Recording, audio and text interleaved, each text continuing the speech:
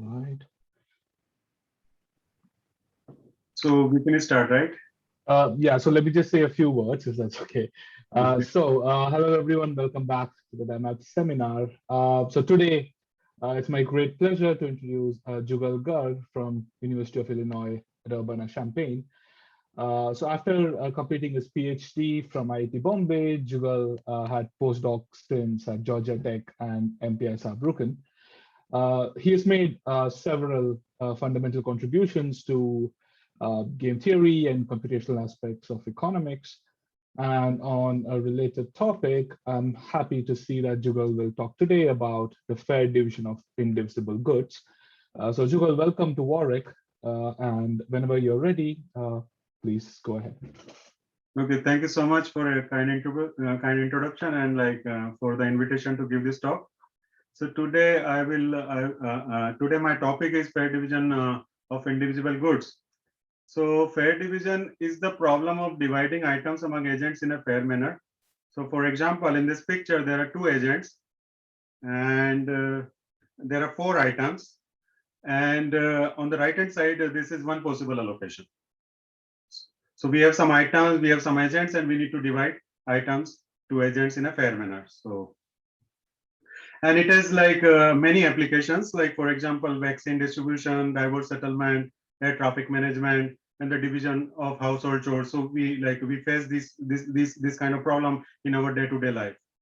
So, so the setup for my talk is as follows. Like we will talk about the discrete fair division. Where we have n agents and we have m indivisible items. Indivisible means like each item can be given to exactly one agent. So that means like you cannot give one half of the item to one agent and one third to another agent. So this is like a cell phone, laptop, or a school seat, a seat in a school or course. So like that. So these kind of items or goods. So I will be interchangeably using item and good. So they mean the same thing. And each agent has a valuation function vi for every subset of good.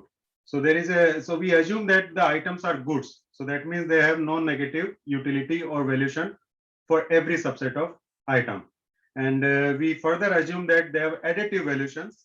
So additive means that the value from a bundle S is same as the value. If you sum the value of every good in a bundle S, then that is the value of a bundle S. So for additive valuation, you just specify like what is your value for each item or each good. Then I can just compute the value of every bundle by just summing the value of each item in the bundle. And the goal is to find a partition of these items, which is fair. So this is the setup of the problem. And please feel free to interrupt me if there are any questions, because I think there are not many people. So it will be better if you it will be more interactive for me also. So the problem setup is clear. So we need to what is fair actually. So there are many fairness notions. So the quintessential fairness notion is like NV freeness. So NV freeness means we want to find an allocation X such that let's say X is like X1 to Xn, because there are n agents. So the value of I, the agent I, for his own bundle Xi is at least the value of I for any other bundle Xi prime. And if this is true for every pair of agent, then we say that it is NVP. So that means that I don't if I am one of the agent, I don't envy anyone's bundle, and no one envies others' bundles. So they are happy with their own bundle. So this is a very strong notion of fairness. Okay, so we have defined the notion of fairness. Now the question is it always possible to be fair if we want to apply NV freeness as our criteria? And the answer is simply no, because if there is only one good and multiple agents, let's say at least two agents, then of course you can give this one good to only one of these agents, and other agent who has not received anything or nothing will envy the person who received the good. So we cannot guarantee NV freeness in the discrete setting. So we need to think about some relaxation. So the most compelling relaxation of NV freeness is called NV freeness up to any good. So in short, it is called EFX.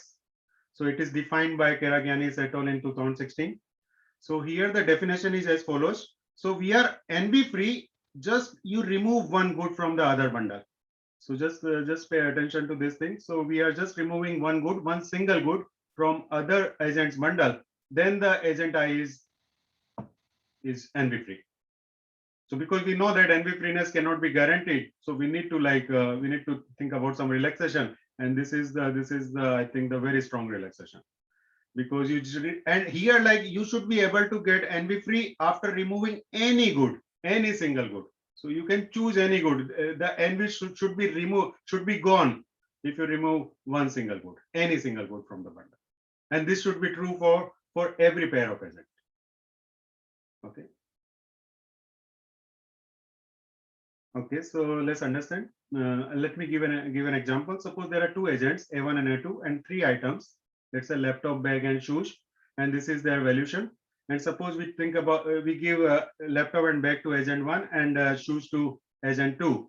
Then what is the value of agent 1 for each bundle? 25 plus 10, 35, and the value of agent 2 is 10. Is it NB? Is it EFX? Let's see. So the agent 2 values shoes as 10, and it is less than the value of laptop, because the value of laptop for agent 2 is 20, and which is like strictly more than the 10, and which is nothing but X1 minus bag. Because if you remove the bag from the agent 1's bundle, then the remaining item is laptop, and for which the value is 20, and which is strictly more than 10. And so this is not an EFX allocation, because this does not satisfy the criteria. Okay, but in this example there is an EFX allocation if we give laptop to agent 1, which is like makes sense, because like laptop is preferred by both the agents, and bag and shoes to agent 2. So we can easily check that this is an EFX allocation, because agent 1 is anyway happy, because the rest of the bundle of 2 he values at 20, and he's getting 25, and agent 2 is also happy, because like he gets 20, she gets 20, and she values laptop at 20. So it is in fact NB free. You don't need to remove any item. So this is an EFX allocation. Okay, so I think EFX, the definition of EFX is clear. So now the question is it always possible to be fair when we apply EFX as a fairness notion? And the answer is we don't know yet. And this is considered fair division's biggest open question. We don't know whether EFX allocations exist or not. And this problem was posed like as a highly non-trivial problem even for 3 agents in 2018, which we now know that it exists for 3 agents. Jugal, can I ask a quick question? Yes, please. So for divisible goods, NV-free allocations exist, right? For additive valuations. You can just like write a linear program, right? Yeah. Okay. And like NV free, like competitive theorem also gives NV free, and like okay. So Jugal, I have a quick question. So you assume here that the valuations are additive. Right. Do we know that if we remove that assumption, then EFX doesn't exist? We don't know anything. Okay. You can assume monotone valuations, like this is the most general valuations. Let's say monotone valuations means like if you have a like a superset of items, then your value is at least any subset of item. This is the most general valuation function. We don't know whether EFX exists or not. This is like this is like really sad, like embarrassing, but this is the state of the art, and this is what we know. So we know that for n equals 2, EFX exists. This is and for n equals 3, EFX exists, and we don't know anything beyond 3 agents, even for additive valuations. Okay. So for beyond additive valuations, even we don't know whether for 3 agents it exists. So this existence result is only for additive and slightly more general than additive, but not beyond that. Like for example, submodular, we don't know. For n equals 2, like when there are 2 agents, it exists for any monotone valuations. I will give you a very I will show you how to find such an allocation. So since this problem turns out to be so challenging, people, people like we started considering like relaxations of EFX. So there are these possible relaxations. So one is EFX with charity. So EFX with charity means like you don't allocate all the items, you like throw away or give some items to charity. And of course, we don't want to throw away everything, right? Because if you don't give anything to anyone, then it is EFX. So we want to minimize the number of items we are throwing away. So currently, like you can obtain an EFX allocation by throwing or giving charity to like at most n-2 items. So you need to like maybe give charity n-2 items, n-2 goods, and then for the rest of the goods you can find an EFX allocation. So this is one relaxation. Another relaxation is like maybe EFX is like too strong. Let's relax it. So you like this is the EFX notion where like you put an alpha, then alpha is 1, then this is EFX. So you make alpha less than 1. So you say that like this is an approximate EFX. So alpha approximate EFX, and we know that like there exists 0.61 at approximate EFX allocation, and you can also compute it. And then the third relaxation is like you, of course, like try both the things. Like you think about approximate EFX with charity, and this is the best we can do. We can find 1 minus epsilon EFX allocations with the sublinear charity. So here you don't need to throw away a linear number of items. You can manage with little of n items to charity for any epsilon. Okay. So in this talk, I will try to cover these 4 results. So like, of course, like I will definitely cover n equals 2, n equals 3, and this charity. And if time permits, I will go into details of this approximate EFX with charity. Questions? Okay, so I hope the definition of EFX is clear, and this is the state of the art. Okay, so let's start with 2 agents. So 2 agents, the algorithm is very simple. It's called divide and choose protocol. So what happens? You pick some agent as agent 1. So agent 1 finds a partition y and y prime of all goods such that agent 1 is like almost like both bundles are almost equal for him. So almost equal means like let's say y prime is a better bundle for agent 1. So y prime is of course like v1 y prime is at least v1 y, and the v1 y is also not very bad. It is like at least v1 y prime minus g for any good g in x prime. So it is like an EFX allocation for agent 1. So agent 1 partition the items into 2 bundles y and y prime such that this condition satisfies. And this is easy to find for additive evaluations. You can easily think about some simple algorithm to find such a partition. Okay. Now, once agent 1 has this partition, then agent 1 offers this partition to agent 2, and agent 2 chooses her preferred bundle among y and y prime, and the remaining bundle the agent 1 keeps. So of course agent 2 is happy because she is like choosing the best bundle among y and y prime, and agent 1 is also happy like as far as EFX is concerned, because if he gets y prime, then of course he's getting the better bundle, and if he gets y, then also it is EFX, because y prime does not give. If you remove any single good from y prime, then y is better. So this implies that this protocol gives EFX allocation for n equals 2, and you can apply this protocol for any monotone valuations. So this is a very simple divide and choose protocol for 2 agents, and it is coming from cake cutting literature. Like if you are familiar with that, like cut and choose, divide and choose, and we get EFX allocation, existence of EFX for 2 agents. Okay, so now let me show you like how to get EFX allocation with charity.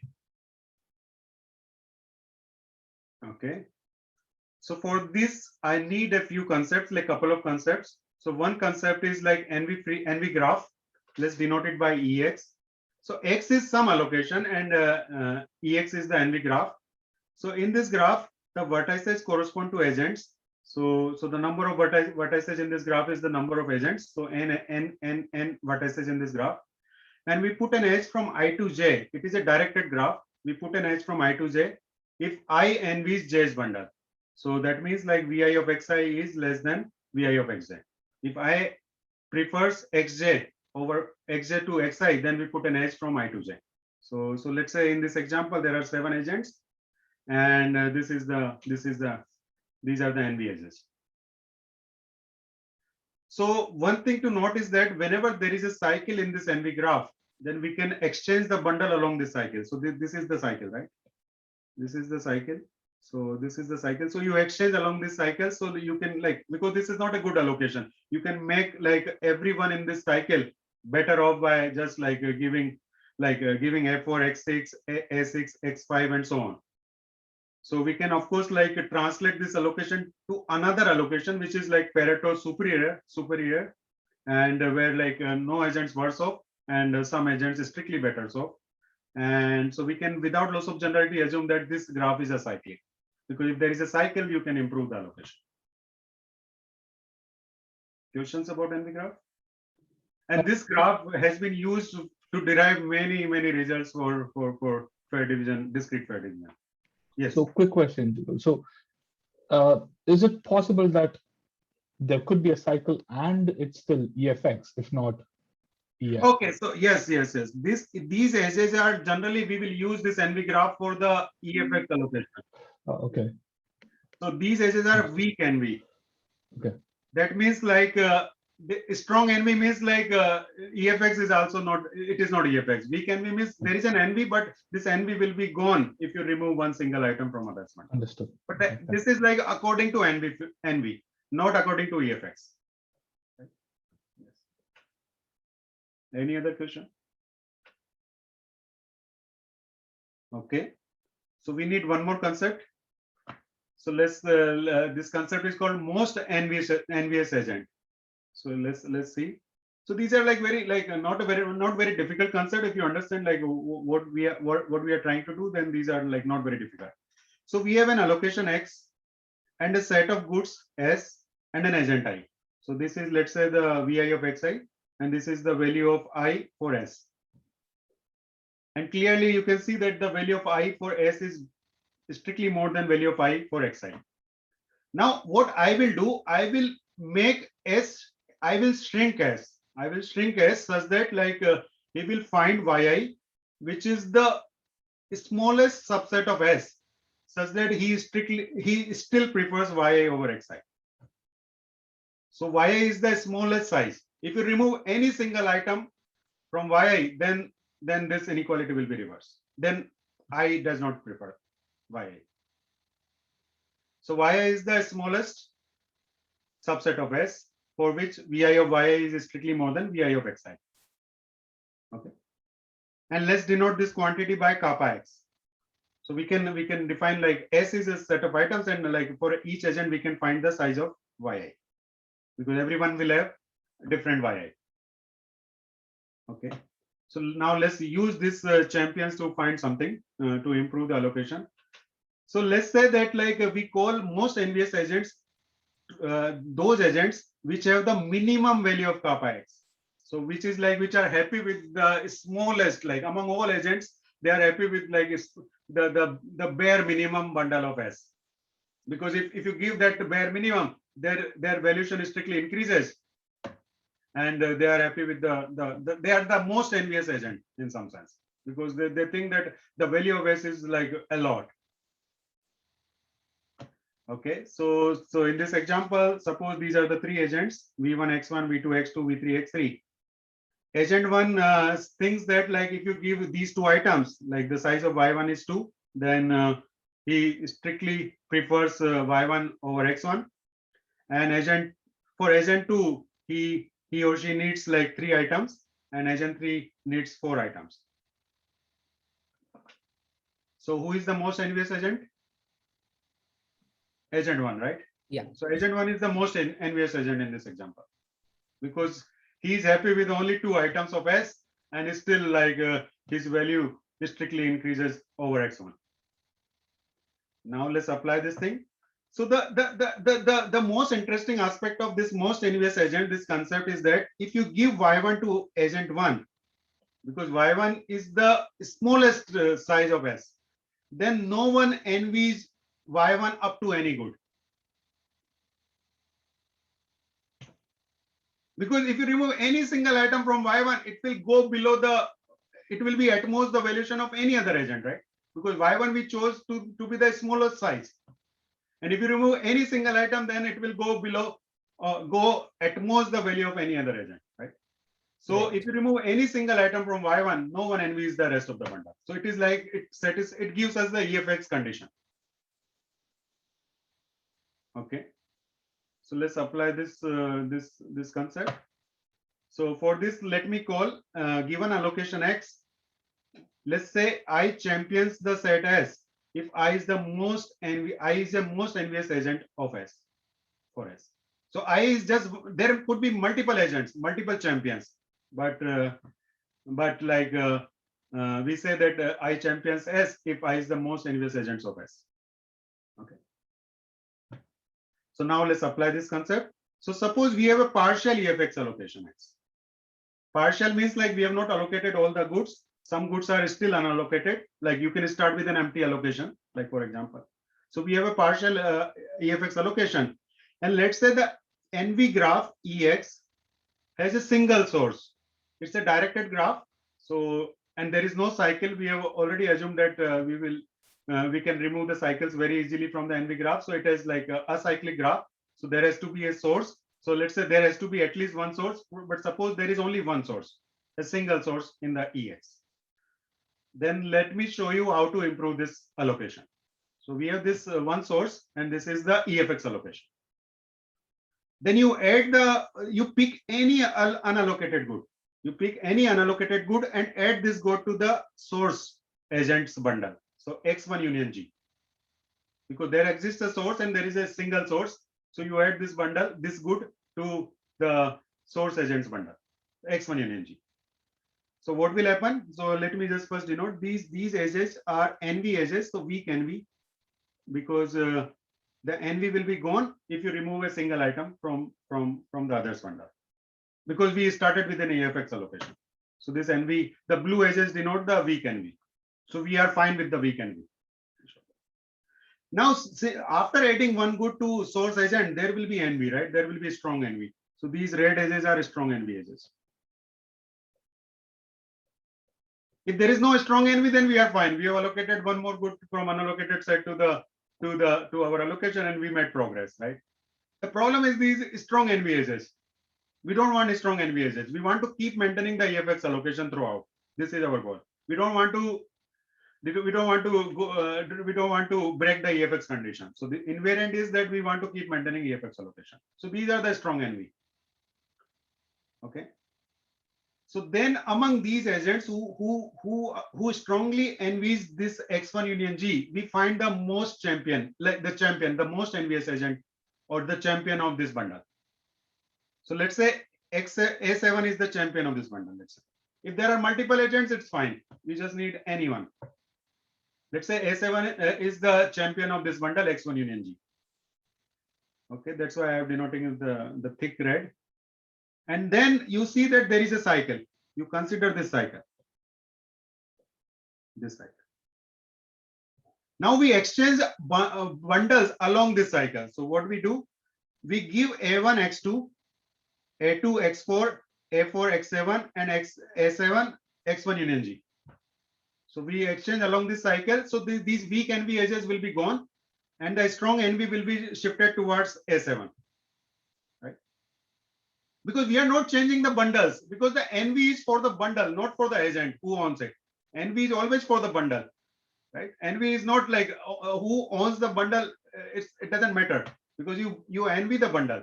So NV is shifted towards the A7. These are the only strong NV edges. This may be gone. This dash means maybe it is there or it is not there. Right. Yeah. Now what we do? We reduce X1 union G to the bare minimum, Y7, and then all the strong NV edges will become either weak NV or gone, because we chose the champion.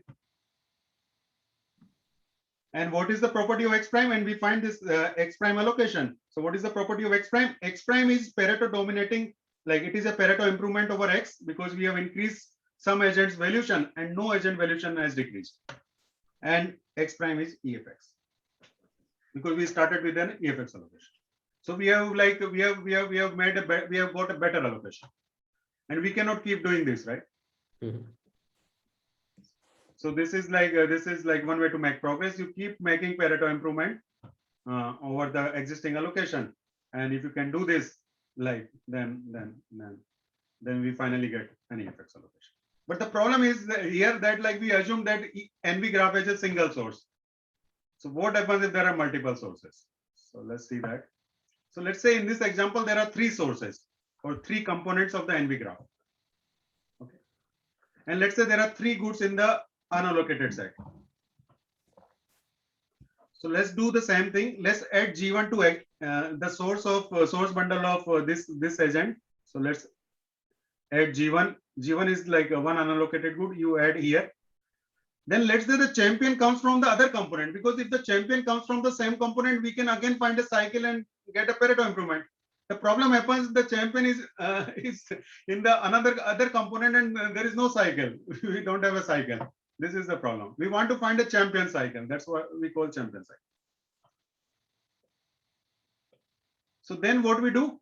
Again, I think what the natural thing to do, you add the second good to this source. Second unallocated good, like one more unallocated good to this source. And if you get a cycle from first component or the second component, you are done. You can make a Pareto improvement. The problem happens, the champion lies in the third component.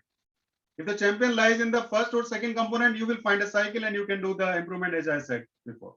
The problem happens, the champion is in the third component. We don't still have a cycle. But now you can see where I'm going. You add the third good to the source of the third component. And now no matter where the champion is, you will find a cycle. If the champion is in the same component, you find a cycle here. If the champion in the second component, you find a cycle of these 2 components. If the champion in the first component, you find a cycle. And once you have a cycle, a champion cycle, then you can exchange bundles along the cycle and finally string these bundles, these big bundles to their bare minimum, and then you find an EFX allocation, which Pareto improves the previous allocation. So what is the conclusion? If the number of unallocated goods is at least n, because how many sources can be there in the NV graph? The sources n, right? Because there are n vertices, the number of agents. So in the worst case, like every component of the NV graph is a single vertex. Then you cannot do anything. If there are more than n, if there are strictly less than n allocated goods, then maybe you are not able to find a champion cycle, then you are stuck in this procedure. Otherwise, whenever you are able to find a champion cycle, then you can get a better allocation.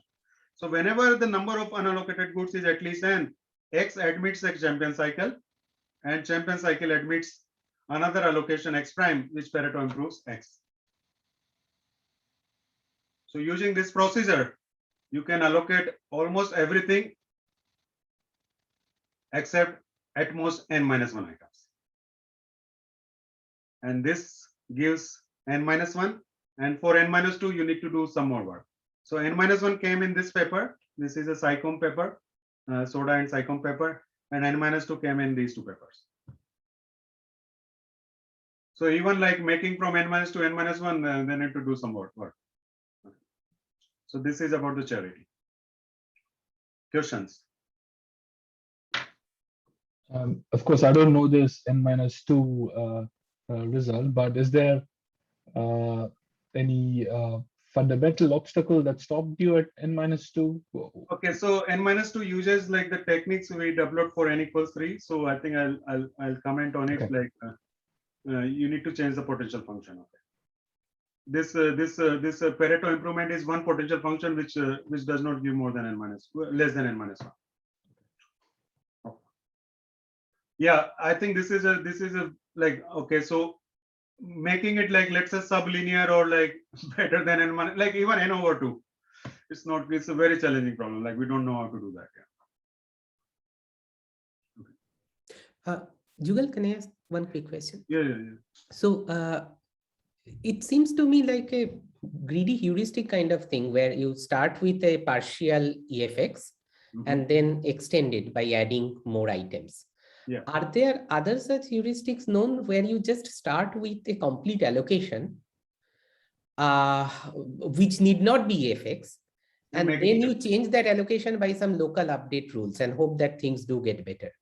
Yeah, this is a very good idea, and I have not seen anything like that. Yeah, for EFX. Yeah, this is a very good idea. Okay. Okay, so I can tell you, like I have a recent result actually on a related problem, and where we are using exactly what you are saying. Yeah. I see. Yeah. So this is not even written. It appeared. So we are trying to improve it. Okay. But it's not for EFX, is it? It's for a related problem. We have like EFX and like some more relaxed notion of EFX. I see. Yes.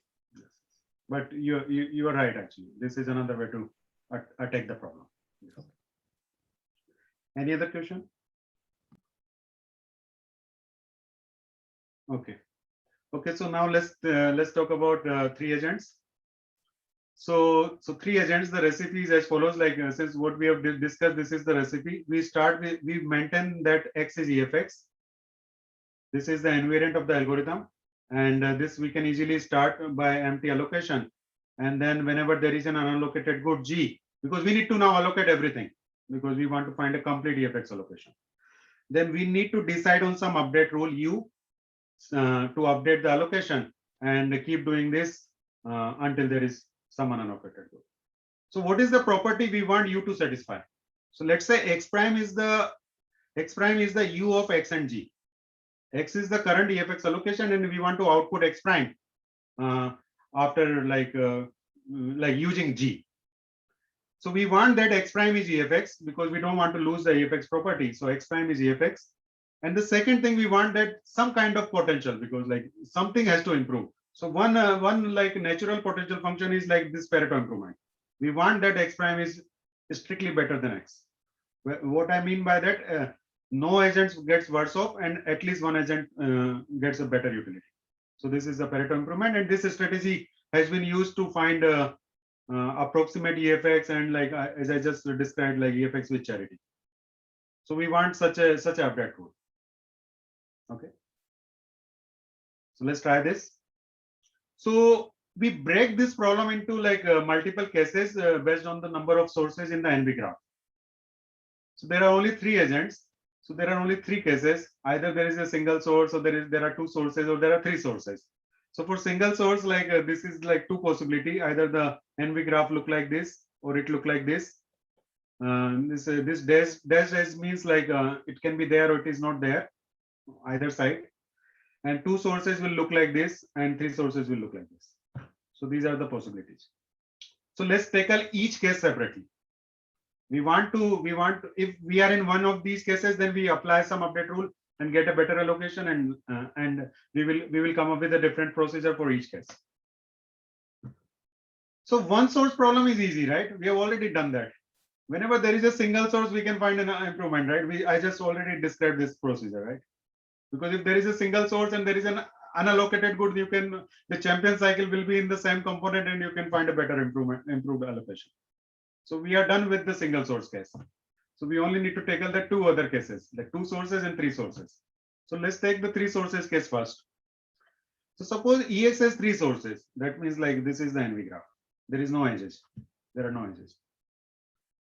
So we prove that whenever there are 3 sources in the NV graph, then there exists you can find an EFX allocation X prime, which Pareto improves X. So this procedure is like quite involved. So I will not go into all the details, but I will give you the sketch of the proof. So this is the sketch. So when there are 3 sources, then what you do, you add this good to everyone's bundle, let's say Xi union G, and you find the bare minimum Xi prime, the smallest size Xi prime, such that agent I still prefers Xi prime to Xi. We can do that because agent I can find the smallest subset of Xi union G, which he still prefers to Xi. Okay. And suppose like if one of these, like x1 tilde x2 x3, or x1 x2 tilde x3, or x1 x2 x3 tilde is EFX, then we exit because this is like we are done. Because if it is EFX, then we have improved like at least like exactly one agent's valuation. So we are done. But suppose this is not the case, then we observe that you can rearrange the bundles. If this is not the case, then you can rearrange the existing allocation, the goods in the existing allocation, the union of xi to another xi prime, such that x prime is strictly better than x. We can do that. If this condition is not satisfied, then this gives us this property, that you can find x prime, which is Pareto improves x. And once we have x prime, then we can use G to find y, which gives y Pareto dominates x. Jugal, one quick question. Hmm. This particular step, does it require 3 agents? Because your starting point was that nobody envies each other. Does this step generalize to n agents? This is a good question. I think some of these steps will definitely generalize. I think probably this one. And I'm not sure about this one actually. Okay, so probably you can generalize this. I'm not sure about this step. But I think the bottleneck is in the 2 sources case actually, I see. because probably I don't remember, it's like, but probably you can generalize this. Yeah, Okay. but this is a very good question. Yeah. So this is a rough sketch, like because like when this is not true, then we get a lot of property about the bundles, and then it's a messy thing actually. Then you circulate like you break each bundle into 2 parts, and like you circulate the one part among the agents and so on. Okay. Okay. So now, okay, so for three sources, we can still manage like an improved allocation. But for 2 sources, we come up with an example where there is no update rule which is possible. So what I mean is that there exists a partial EFX allocation X and unallocated good G, such that whenever you look at the complete EFX allocation, there is no X prime which Pareto dominates X. There is no complete allocation which Pareto dominates X. So there is whatever update rule you apply, it will not work.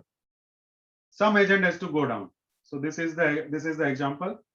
So I will not go into detail of this example. I will just show you. So we have allocated G1 to G6, and this is the allocation. Like agent 1 gets G2, G3, G4, and his value is 16. Agent 2's value is 15 and 3. So this is the allocation, and G7 is unallocated good. And the NV graph looks like this. 2 sources. Now you look at all the complete allocation, and these are the possibilities. So this is one complete EFX allocation where, like, you can see that the agent 2 valuation has decreased. This is another complete EFX allocation where agent 3's valuation has decreased. So there is no complete EFX allocation which is strictly like which does not decrease anyone's valuation. So this was very counterintuitive. So like there was a conjecture by someone actually in some paper that it is always true, but we prove that this conjecture is not true. That like if you have a partial EFX allocation, then if you add more goods, then you don't need to decrease anyone's valuation. But EFX is maybe like very strong concept. Okay, but you see, we see one thing that like there is, you can always find an EFX complete EFX allocation when like you fix an agent, the valuation of that agent strictly increases. So like we are not able to ensure that all 3 agents does not decrease, but we can always make sure that like whatever agent you pick, there always exists a complete EFX allocation where that agent valuation does not decrease. So we use this as a potential function. So this is called lexicographic potential function. So we relabel agents from the beginning, let's say ABC, and we look at this quantity phi x, V of xa, like the first agent valuation, second agent valuation, and third agent valuation. And then it is clear that whenever you are doing a Pareto improvement, then it automatically implies the lexicographic improvement, but of course not the other way.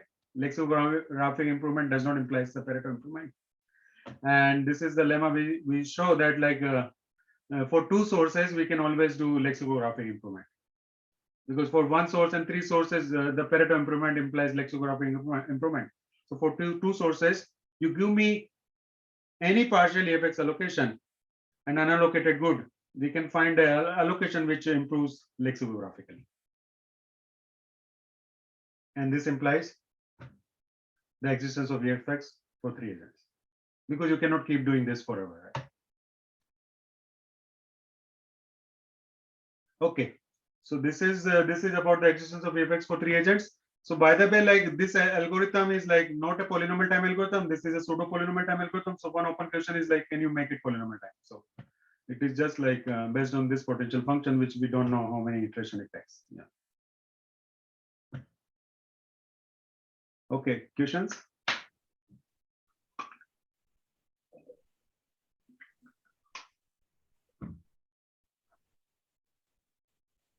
Okay, so I have some time. Like how much time I have? Like 10 minutes? Yeah, about. Okay, so I think I will be able to cover most of it. So let me just talk about the final result, like approximate EFX with charity. So we reduce this problem to a problem in extremal graph theory problem. So it's also like it becomes the extremal graph theory problem. So let me give you a brief sketch first, and then I will tell you like how to do that. So we say a good G valuable if the value of this good is at least epsilon time Vi of xi. So let's say given x, an allocation, we say like G is an unallocated good. We say that G is valuable if the value of G for agent I is at least value of I for xi, epsilon times value of I for xi. So we divide the goods into 2 sets, high demand goods and low demand goods. So high demand goods means there are at least D plus 1 agents who find G valuable. So D, I will optimize on D. I will find the best D. So it can be defined for any D. So you partition the goods into 2 sets, high demand goods and low demand goods, LX and HX. So LX means like a good in LX, that means that at most D agents find this good valuable. Okay. Now this is the sketch of the proof. Suppose we have a partial 1 minus epsilon EFX allocation X. We have this because we keep maintaining 1 minus epsilon EFX allocation all the time. We don't lose this property. So if G is not valuable, if there is a unallocated good which is not valuable to any agent, then we can easily allocate that. We can give it to any source agent. This is a very simple way to make progress, because no one will have a strong envy towards that bundle because it is not valuable to any agent. Or the number of high demand goods is at least n over epsilon times D. If there are so many high demand goods, then there is an agent who finds the set of unallocated goods, like the whole set of unallocated goods better than his own bundle. Then you can again apply the champion kind of concept to allocate that, to find a better allocation. So if the number of high demand goods is also more than n over epsilon times D, then you can get a better allocation. Finally, if the number of low demand goods is a number called RD, which I will define in a short while, then we can make progress. Okay, so this is the reduction. So finally, like what happens, like if you are not able to make progress, that means the number of high value goods, high demand goods, and number of low demand goods is at most n times epsilon over D for high demand goods and RD for the low demand goods. When we are in this situation, then we are not able to use this reduction. And of course, like I need to still define RD, but we prove that this is at most, we will choose D appropriately to make it sublinear bound. Okay. So now let me talk about RD. Okay. So what is RD? So for this, let's recall the concept of champion and champion cycle. What is champion? Champion is the most envious agent of a bundle, and champion cycle is like you find a cycle in this envy graph using these champion edges. And once you have a champion cycle, then you can improve it, right? You can find a better allocation. So now let me extend this idea of champions and champion cycle to like more general, like group champion graph. So what is this graph? So let's say the low demand goods are 3 goods, G1, G2, G3. there are only 3 goods which are low demand goods. That means like for each of these goods, at most D agents find valuable. So I define a 3-partite graph. One partite correspond to G1, one partite correspond to G2, and another partite correspond to G3. So what is G1? G1, I will put those agents, the component of those agents which find G1 valuable. So this is the component. Let's say A1 finds G1 valuable, then I will put the component, the NV cycle, the NV graph component, because A1 is part of some component in the NV graph. I will put this component in this graph, in the VG1. Suppose there are 2 agents who find G1 valuable, so I put these 2 agents. Maybe they are in different components.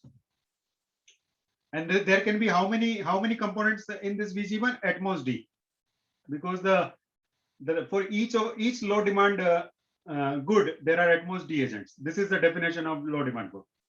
And similarly, I put all the agents, the components of all the agents who find G2 valuable, and here I put all the components of those agents who find G3 valuable. So this is the vertices of the graph. Like I can of course each component I can just denote it by a vertex. Okay. Now let me talk about the edges of this graph. So a quick question. This is probably a very stupid one, but why is this a partition? No, this is how I am defining the graph. Okay, there are 3. Let's say there are 3 goods which are low demand, right? Okay. So low demand means like for each of these goods, there are at most D agents who find them valuable. Right. So let's say for each of these goods, I defined a partite. It's like it.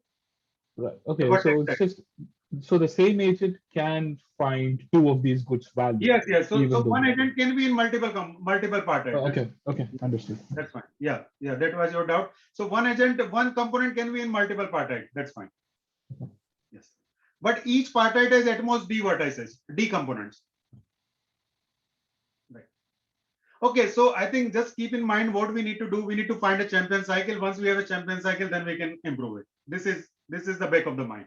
If you find a champion cycle somewhere, then we know how to improve this along the champion cycle. So this is why we are defining such a thing. Now you put an edges. If you add G2 to the source vertex of this component, then who will have a champion edges? Tell me. Suppose you put G2 on this edge. Only the agents who are in VG2, right? Because these are the agents who find G2 valuable. The edges will only come from the second partite. And there will be at least one edge. Because if there is no edge, you can easily improve it. So let's assume there is at least one edge. We have already checked those conditions. If there is no edge, that means like you can improve it. You can consume this G2, right, in some way. So there is at least one edge. And for this, if you put G2 on another component, then there will be another edge, maybe from here or from here somewhere, right? Somewhere from here, VG2. And similarly, if you put G2 here, then again there is an edge. Here there is an edge from VG2. So if you put G2 on like any component, the source node of any component other than VG2, then you have an edge, incoming edge. Similarly, like we put all these edges in the graph, all these champion edges. Now, similarly, we add G1, then we have edges from first partite to the second partite and first partite to the third partite when we add G1. We put all these edges.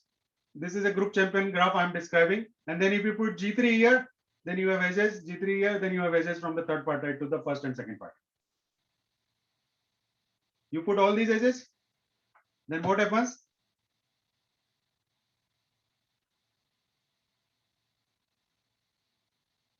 What is the property of this graph? The property is that each vertex or each component has an incoming edge from VGJ, right? If you add G3, then it has an incoming edge from other thing, right?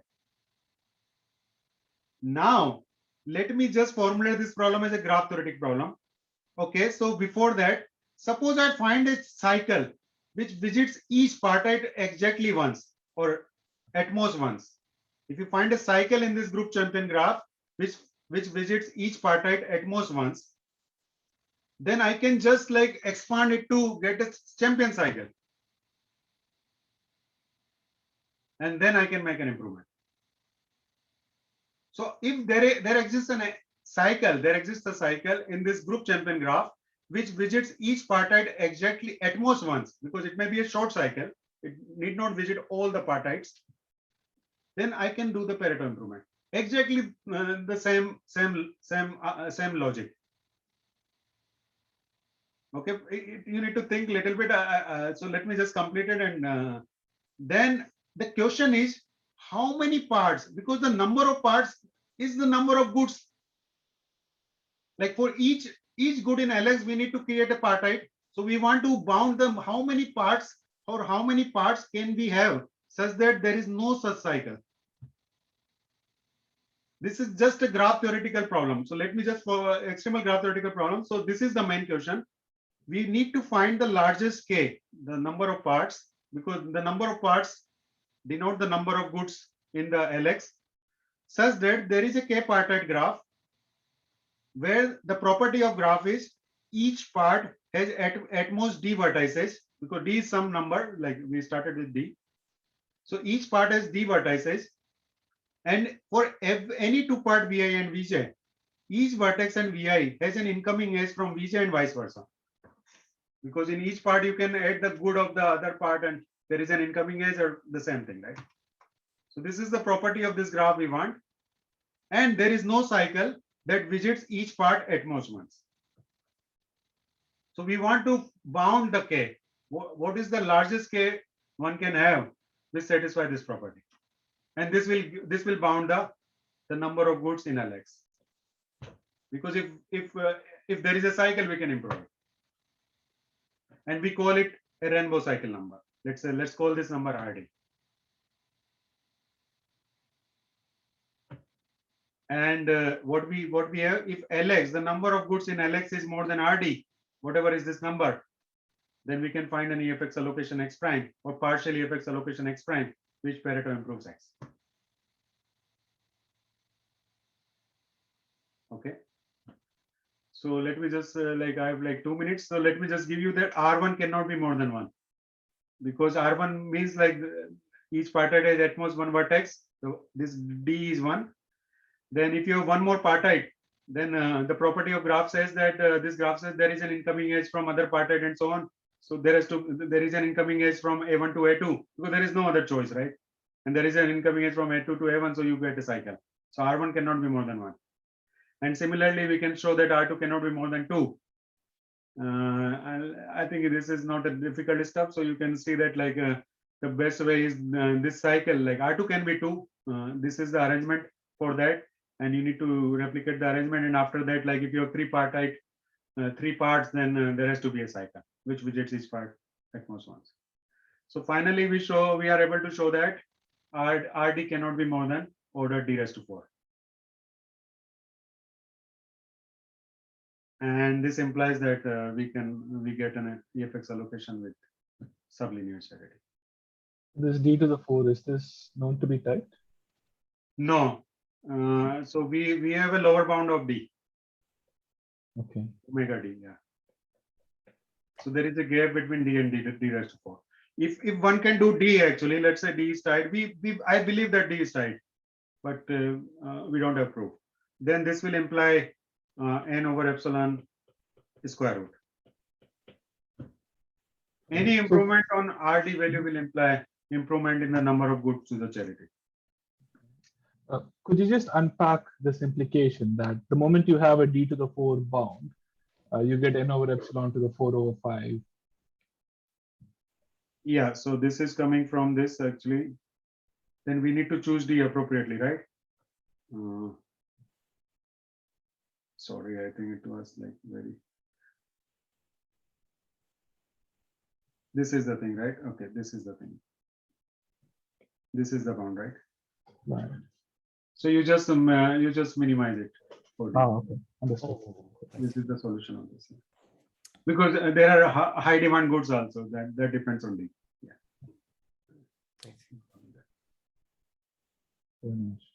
And by the way, like this problem is NPR to find such a cycle in a given graph, but This graph is a very special structure for which you can find this cycle in polynomial time.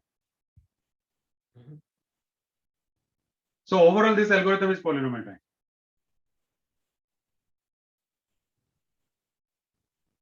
Okay. So let me just summarize. So this algorithm is polynomial time, and of course, this is also polynomial time, and so on. This is pseudo polynomial time. Okay. So I think you can see that there are tons of open questions here. So as I said, this is like only known for additive and slight generalization of additive. Even submodular or anything, it is open, like to prove or disprove the existence. And for n greater than 3, additive is open, and improving n minus 2 is open, and 0.618, like improving this factor is also open, like existence, non-existence, and of course, like you can improve, one can improve this one. Like we defined the group champion graph, but maybe there are other concepts where which can like give us a better bound, like maybe different concepts. Okay, so let me stop here. Thank you very much. Thanks a lot, Jugal. I'm applauding on behalf of everyone. Oh, so shy. Yeah, so this was a very nice talk. It's not often that we see so much detail in these talks. It's very nice. So I think Shayan and I, we already had a chance to ask questions. Is there anyone else with a question? If not, then of course, Shayan, feel free to go ahead. Okay, so let me just go ahead and ask one. So what about this possible open direction? Do you think it's meaningful in any sense to consider the situation where we have additive valuations, right? If all the values are the same, so basically if every agent values every item at 1 unit, then of course EFX should exist. No, okay, so EFX exists for identical valuations. Yeah, identical valuations, right? Yes, it exists. So what if there are only 2 possible values? I mean, let's say 1 and lambda that. Let me tell you, I think 1 and lambda Y valued actually. Y valued valuation. It is called Y valued valuations. I think EFX exists. Where like the value is one of the 2 numbers, 1k, let's say 1 lambda. Right. So what I'm just asking is this. One open question is, I mean, can we increase the value of n for which we can show EFX exists? I mean, now it's shown that for n equal to 3, EFX exists. One question is, can we show it for n equal to 4 or higher values of n? Similarly, one other direction would be, instead of having bi-valued valuations, maybe there are tri-valued valuations, or there are 4 different values that it can take, but n is generic, n can be anything. Yes. Do you think it's meaningful to consider that direction? No, it's not meaningful. There are many papers on this. There are already like, I've seen like, there are papers for these special cases. Like every day you see some paper actually. Like, okay, let me tell you one thing, like this restricted additive, right? This is another valuation function where like your value is like either 0 or let's say Vj, right? Vij. Right. We don't know even for this one. Oh. For general n. Then and there are like, it's like there are like, of course there are like hundreds of papers on EFX actually, considering different notions and like different special cases, and like many different things. Like one, you can define another notion, because here like this 0 is like is a problem actually, right? If you make it like, let's say there is a notion called EFX 0 or something like that, then you need to remove a non-zero item from the other one. Like there are these kind of things. And another thing, like there is another famous notion is called EF1. So in EF1, you are allowed to just remove one item, any item. You don't need to get the guarantee for every good. You just get a guarantee for one single good. Then you say you are fine. If there exists some good in other agents bundle, if you remove that good and you are fine, then you are fine. So you will remove the highest valued good in other agent bundle, right? Is it known to exist? Yeah, this exists. And there is a very simple algorithm. Just NV cycle, like whatever we define, this gives this thing. And this exists even for any like monotone valuations. I see. And then you can, so we are talking about EF1 and EFX, right?